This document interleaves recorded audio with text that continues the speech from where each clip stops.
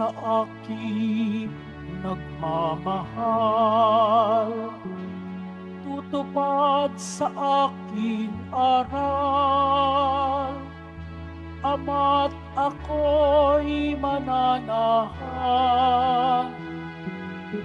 Hallelujah,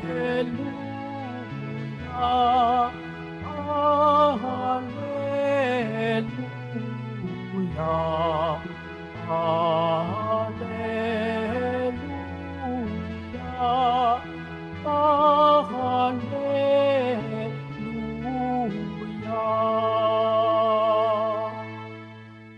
Sumainyo ang Panginoon. At sumaiyo rin. Ang mabuting balita ng Panginoon ayon kay San Mateo.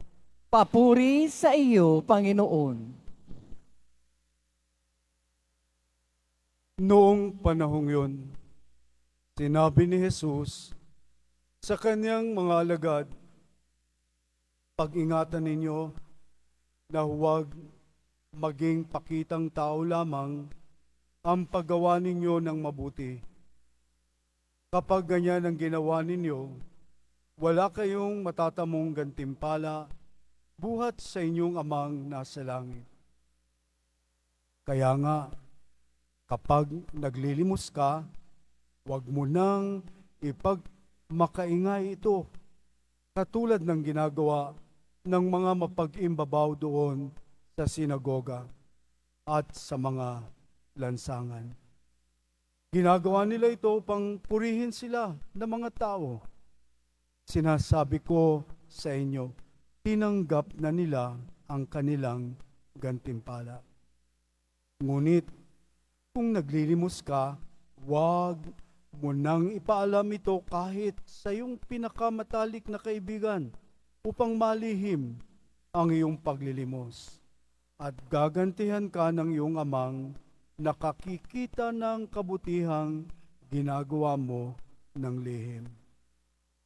At kapag nananalangin kayo, huwag kayong tumulad sa mga mapagpaimbabaw.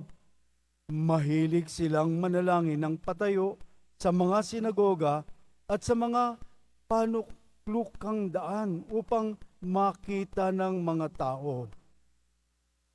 Sinasabi ko sa inyo, tinanggap na nila ang kanilang gantimpala.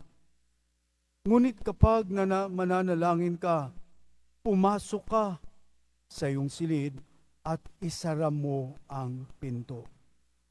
Saka ka manalangin sa iyong amang hindi mo nakikita at gagantihan ka ng iyong amang nakakikita ng kabutihang ginagawa mo ng lihim. Kapag nag-aayuno kayo, huwag kayong magmukhang malungkot tulad ng mga mapagpaimbabaw.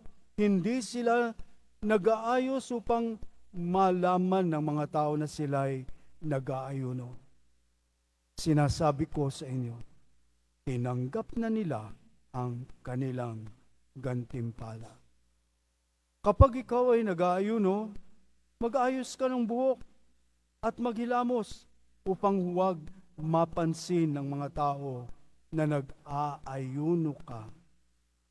Ang iyong amang hindi mo nakikita, ang siya lamang makaalam nito.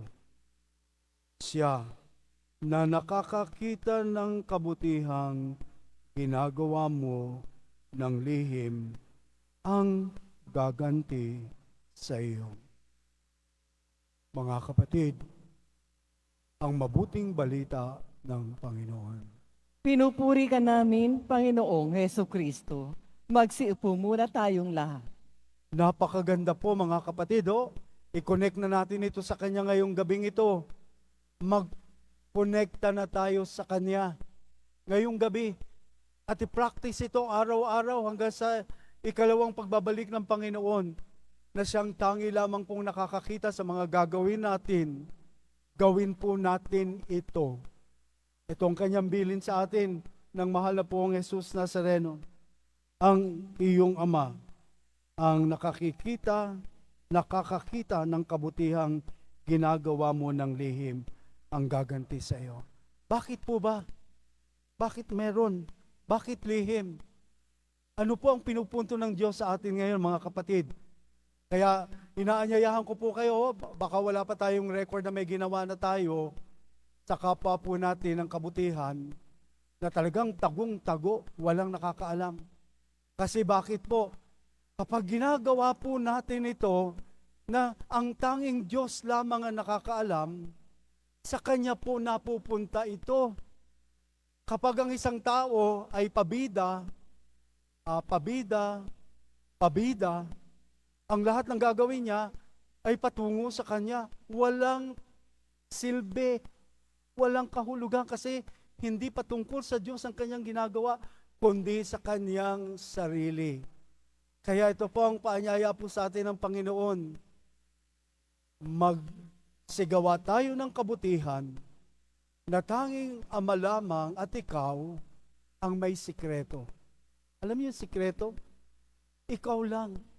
Siya lang ang pinupunto natin. Siya lang ang pinupuntirya natin ng lahat ng gagawin natin.